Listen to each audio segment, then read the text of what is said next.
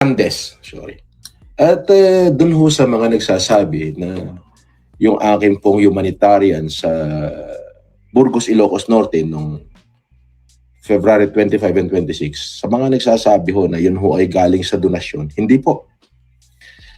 Yun po ay matagal ko nang naipon. Yun pong iba doon ay yung mga natira ko pa sa mga nakalipas kong humanitarian. Nako, katarantaduhan niya, kulaong. Eh, hando na mga mukha ng mga OFW ng mga tumutulong sa'yo na taga-ibang bansa. Ando na mga mukha nun tapos wala silang donasyon sa'yo. Solo mo lang yan. Katarantaduhan yan, kulaong. Alam namin ang style mo.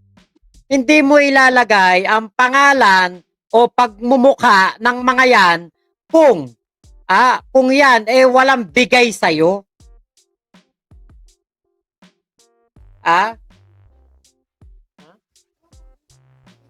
What?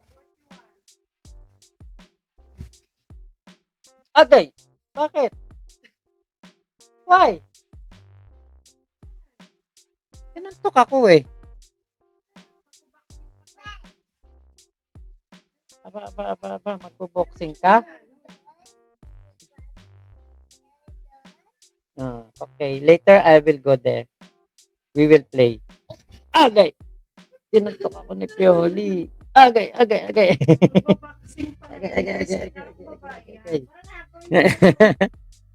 Lang yung bata to. Naipon mo galing donations. Yun nga. Kung nadapa ka sa harapan ko, kulango, tabunan na kita ng lupa. Anthony Maaba. Buti alam mo na akusado ka. Good for you, Kuya Henry. Wala na magpapagasolina dyan sa sinabi niyang petrol station. Dani Cabiola. Real world, manloloko yan si Kulao. Kaya maaaring tatakbo siya sa pangalan niya. Pero sa balota, Marcos gagamitin niya. Kasi pwede naman no? Pwede kasi ganun alias Pero malalaman natin niya kung papayagan pa rin siya nun. Kahit TPL malamboto yan. Pero di kilala Norman mo, sabi ni John Habib. Ate Iloy, hey Mac, your sunglass fits to you. You look cool. Sa halagang 900. 899 lang to Piso na lang, 900 na naging look cool pa. Etong sinasabi ni Kulaong na humanitarian, hindi naman yan ilalagay yung yung pangalan. Aray ko po,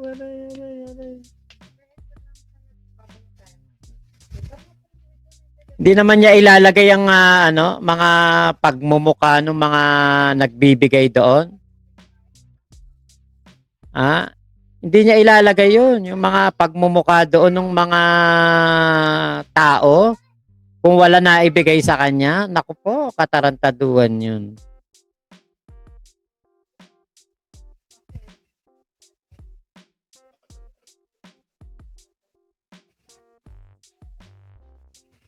Okay, ito. Puntahan natin yung kanyang humanitarian Yung sinasabi niyang humanitarian,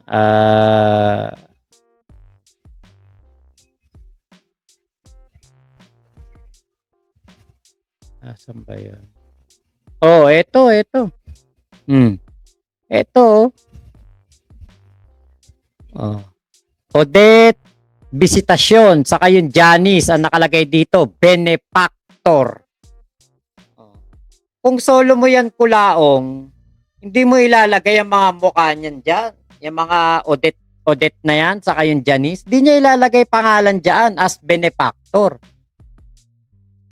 Kaya niya nilagay yan dyan. Malaki bigay niyan. Ang tanong, Boss Mac, yung binigay ba lahat? Kasi nga, sabi nga nung Nico Mangusin, ito daw kuya niya, bibili ng tigbe 20 pesos na salamin doon sa Divisoria. Tapos ngayon, tong mga sponsor, bibili nyo ng mahal. Kaya malaki kita niya. Kung makabenta siya na kunwari sa isang sponsor, kukuha ng 20 salamin, ibebenta niya ng 1,000 isa. magkano lang ang kanyang puhunan? 200 piso. Tubo siya ng 1.8. Buti sana kung ganun lang ang ibibigay. Kung 20 salamin lang. Kaya kung maka-100 salamin si Kulaong na ipapamigay na may sponsor, malaki na kinita niya doon.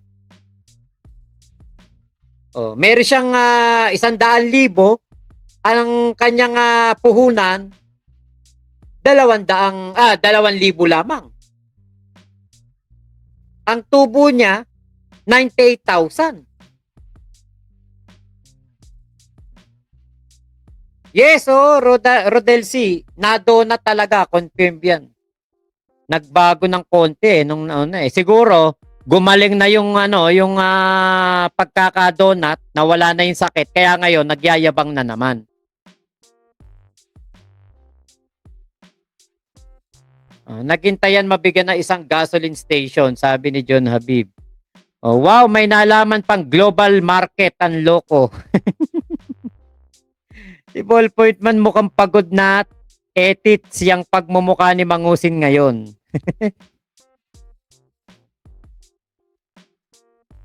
Sasakay ang iba nagpapapansin sa SOCMED? Oo nga. Auto-deny ni Kulaong, sigurado yun. Lahat may hati siya eh. Balik na naman kayabangan ni Kulangot, Anthony Maaba. Bumalik na ang idol ng katarantaduhan, di na nadala si FLM. Yun nga eh. Marami-rami daw ng konti. Ka-share na naman sa negosyo ng may negosyo, Ate Katrina Lab. Kuya Henry, yung kanyang word kasi sa Bulacan yun eh. Marami-rami ng konti. Ganun kami ganun kami word namin sa mga wordings namin. Wow, partner, so magjowa kayo ni Alex, sabi ni Ate Big Mama. Okay, sabi ni Anthony Maaba, buhay pa pala yan si Kulangot. Naku, matagal pa buhay niyan. Masamang damo eh. Kuya Henry, partner, bakit yung pag-bail mo noon, hirap ka? John Habib, hindi niya mahal ang mga anak niya, pinapakain sa nakaw. Yun nga. Naku. Huwag kang magpapahaba ng buhok, Norman. Gugupitin na naman ulit yan. Alam mo na. Totoo nga. Di ka namin na-miss, pero paglaruan, sobrang na-miss ka namin. Tama. Kuya Henry.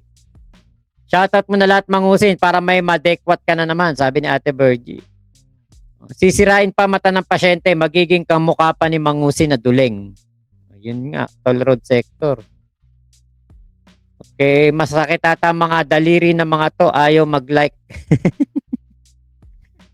Ilan na ba like natin? Naku, 109 pa lang.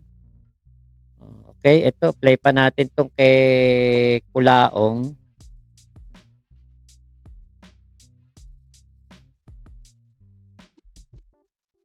Okay, play pa natin tong kay Kulaong.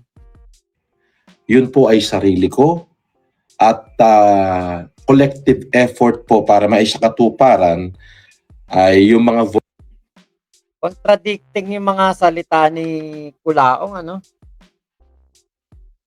Sabi niya, solo daw niya.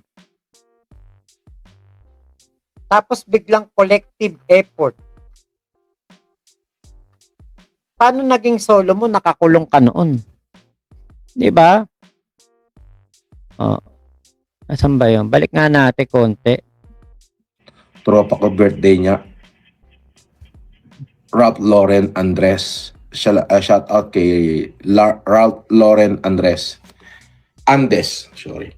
At dun ho sa mga nagsasabi na yung akin pong humanitarian sa Burgos, Ilocos Norte noong February 25 and 26, sa mga nagsasabi ho na yun ho ay galing sa donasyon, hindi po. Yun po ay matagal ko nang naipon. Yun pong iba doon ay yung mga natira ko pa sa mga nakalipas kong humanitarian.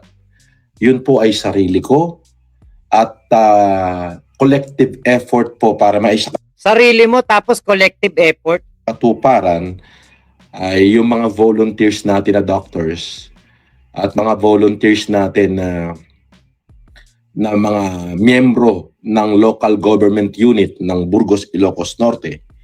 At syempre, yung ating local executive sa pangunguna ni Mayor Crescente Garcia. Aho. Pag sinabi ko kung collective effort kung bakit yun natuloy, sila ho ang nag-facilitate, nag-ayos ng upuan, nag-prepare ng pagkain, nag-marshal, nagbigay ng libreng check-up. O di hindi mo sarili, maraming taong kumilos, bobo ka pala eh. Yung ating mga optometrists, mga licensed doctors, pero ho yung Biruin mo, ang laki ng parte ng gobyerno dyan. Mas malaki pa ginastos ng gobyerno dyan. Bakit? O, gobyerno ang sumagot ng transportasyon, pagkain, tulugan ng mga naging parte dyan sa humanitarian na yan. Pero ang credits kay Kulaong, kapal ng mukha mo, hayop ka. yung mismong kabayaran ng salamin, yung frame, at kung ano man yung ibinigay natin doon, yun ho ay walang ibang pinanggalingan kundi ako. Sa mga nagke-claim ho na meron daw ho yung ibang pinanggalingan, yan ho ay walang katotohanan. Sa akin lamang po yun, na yun naman po ay galing sa ating Panginoong Diyos. Oh, putang ina, yan na. Gumamit na naman ng sinama na naman sa katarantaduhan niyang Panginoon Diyos. Kulaong, kilala ka namin. Lalo na ako. Hindi mo ilalagay ang pangalan ng isang tao sa tarpaulin mo kung walang bigay yan. Yes. Na nagbigay sa akin ng konting alam niyo naman ho, yung ating mga hecklers at yung mga walang magawang mabuti sa buhay na gusto lang manira ng manira ay binabash nila ang bawat lugar na akin dapuan. Oho. So ayoko naman ho na umasa sa wala yung ating mga constituent diyan sa Burgos, Ilocos Norte na baka mabash. Oho. Kaya ho, nung mga early days ay sinasabi ko po na yun ho ay sa Cagayan. Oho. Pero ang totoo nun, yun ho ay sa Burgos, Ilocos Norte ginanap. Kaya ho, kahit ako po ay nandoon sa Pitan, ay nagmaterialize po yung ating Optimum Eye Care Program. Pinasasalamatan ko po yung volunteers. Sila po yung collective effort dyan. Yung pong doktor, yung task force, yung mga nurse na nag-BP, yung mga medic, tapos syempre yung technician, at syempre lahat ng membro ng local government unit ng Burgos, at syempre yung host na nag-welcome at nag-prepare ng mga upuan, prepare ng place, at syempre nagpakain sa ating mga doktor. At syempre nag-provide po sila ng transportasyon para makarating doon yung ating team ay si Mayor Crescente Garcia. Pero the rest of the humanitarian po, ulitin ko po, wala pong pinanggalingan yan, kundi sa akin po, pinadaan sa akin ng Diyos. Walang sino mang tao. Yung sasabihin nila, may nagkiklaim na may nag-donate, ay wala po. Opo. Simula pa ho nung ako'y lumaya noong 2023, lahat po ng yung aking humanitarian ay hindi ko po tinanggap ang kahit anumang donasyon. Putang. Yan ang napakalaking katarantaduhan. Di ba? Yan ang napakalaking katarantaduhan. Simula nung lumabas daw siya, wala daw siyang tinanggap na kahit anong donasyon. Tingin ko yan yung pinapangatawanan niya siguro kay kay Alex Pabella. Siguro sinabi niya, solo ko lahat yun, yung pera na yun, lahat yun. Ako tumulong nun, mag-isa lang ako, wala akong kahati.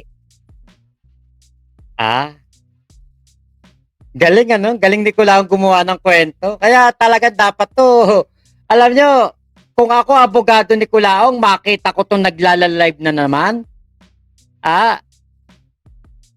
anuin ko to, papagalitan ko to kung ako abogado nito. Kasi, alay, puro katarantado ng mga pinagsasabi. O, dami mong pinasalamatan. Ang tanong, alam kaya nila nakasama ka doon, Mangusin? Diba? Ate Pink Butterfly, parang nagsalita ang mayor ata yun. Ang sabi, foundation yun, hindi humanitarian, ni Kulaongski. Walang tinanggap or walang kilala. Wala nang kilala sa mga nagbigay. Yun ang totoo niyan. Ganyan na style ni Kulaong. Kasi lahat ng mga nagbigay sa kanya after nang makulong siya, wala nang siyang kakilala. Nung pagkalaya nito nag-humanitarian to, yung Semi de Esperanza na foundation. Yun ang nakalagay sa tarpaulin. Tapos ngayon sasabihin mo walang tumulong sa'yo? Kung ano man ho yung natira sa akin, yun ho yung patuloy kong inuubos at ibinibigay. So mali po yung claim na yun ho ay aking ipinanghihingi. Sabi ni Kuya Yen, Idol, Siyempre, aamin ka ba? gawa ka fitness vlog mo. Sure ball, maraming susubaybay. Pa-shoutout na rin kay Lawrence Veloso, Team de Calibre ng Tagaytay. Mabuhay ka. Maraming salamat, Kuya Yen. Fitness vlog? Paano yun? Fitness vlog. Hindi ako maglakas mag-exercise eh. Ispakol na lang. Ispakol vlogs. Kung saan merong mga ispakol. Yun, tingin ko, papatok yung Kulaong yung mga pinupuntahan mong ispakol. Sabi ni Hippie on a Corner, we were here to support you no matter what. Same respect for you, same support, nothing changed, just your names. Thank you, sir. Maraming salamat po. Hippie on a Corner. Salamat po. Yun. So, anong pangalan ni Espe? Esperanza Saranya. Oy, maraming shout out sa dati kong jowa na si Esperanza Saranya. Ayun, si Mary Grace. Si Mary Grace ba yun? Sorry naman. Okay. Pakisabi naman kay Colsy, kay Jimmy. Baka naman. Baka naman. Jimmy Orobia.